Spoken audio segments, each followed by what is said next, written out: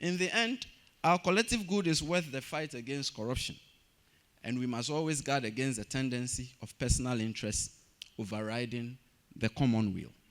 The mantra should be, our collective ailment, our collective solution.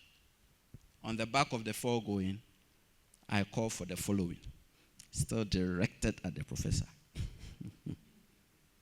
First, we must write the office of the Special Prosecutor into the Constitution and board it up firmly. Please do not dwell on me. Leave me out of the equation. I'm just one person, obviously.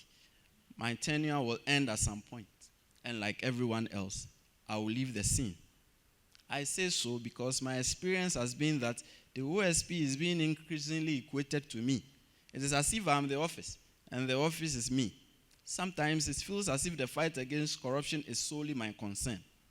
I dare say that personalized spotlighting is without any utility.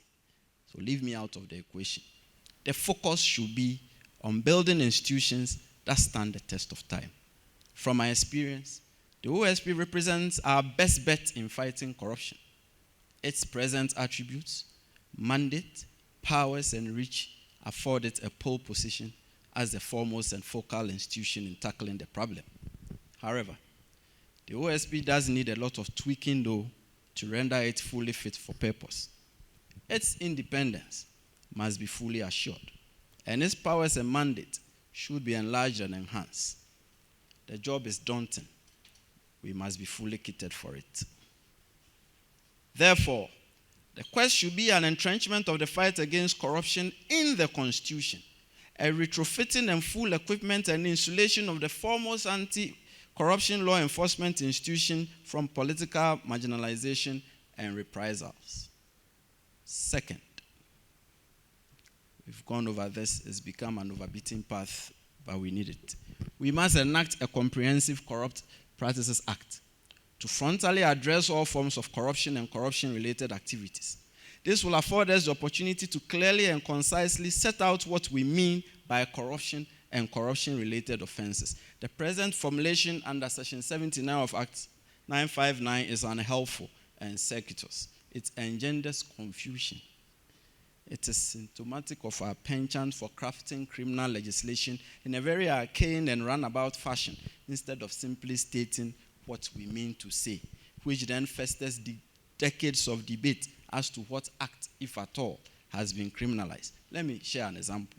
In Section 104 of the Criminal Offences Act 1960, Act 29, instead of simply stating and describing the sexual acts we were prohibiting, we chose to say that we were prohibiting unnatural carnal knowledge. We then proceeded to define unnatural carnal knowledge in the most unhelpful manner by stating that unnatural carnal knowledge is sexual intercourse with a person in an unnatural manner or with an animal. Sexual intercourse with an animal is straightforward. However, what does it mean to say sexual intercourse with a person in an unnatural manner? So it requires you to know what sexual intercourse in a natural manner is. Breaking news. We did not define sexual intercourse in a natural manner. Go figure it out yourself. You should be able to. Don't ask me. I don't know. But that is what we do to ourselves. Why adopt such a formulation when we can simply describe the act? Similar thing we have done with the definition of corruption and corruption-related offenses. Even me, a special prosecutor, I don't know. It's confusing. Because you have to go about and figure and tear things out just to decipher what this code means. We selected 10 sections from Act 29 and one subsection from the Public Procurement Act. Then it seems when we did that, we got tired because we then proceeded to throw in a blanket provision, my quote is coming, which refers to existent offenses under enactments arising out of or consequent to offenses to the selected offenses. This is what you have as corruption and corruption-related offenses. What does it mean? Don't ask me. We're still trying to figure it out. This is inelegant and unclear. It's unhelpful. We are stultifying ourselves with these preventable shortcomings in our formulation of laws and the legal fictions we employ to prop up legal principles in a seemingly unsuccessful attempt to give them a semblance of validity. We will do ourselves a world of good if we state out clearly and in simple terms the acts and conduct we are prohibiting. On this score, we must forcefully address unexplained wealth, not only among public officers, but also private persons, with biting lifestyle auditing. Then again, we must highlight the vexed question of the opacity attending political party financing and the monetization of public elections. This will surely change the narrative. Third, we must set up specialized anti-corruption courts, manned by especially trained judges in the field to swiftly and efficiently deal with corruption cases. Related to this, we must, in practice, not just as written in the Constitution, assure the independence of the judiciary and fortify in it a culture of the defense of truth and the reward of integrity. Justice, fundamental to any thriving society, cannot flourish in the context of corruption.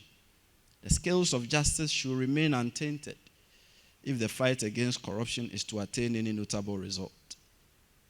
Professor, corruption itself is curtailed through justice, and the absence of justice begets corruption. It is much like light and darkness. The brighter justice shines, the dimmer corruption gets. On this score, I also call for the establishment in our schools, at the basic and secondary levels, curricula in anti-corruption studies intended at instilling an unyielding commitment to combating corruption at every level. All I have said can be summed up in just a sentence. We must channel our anti-corruption laws as a construct for national development.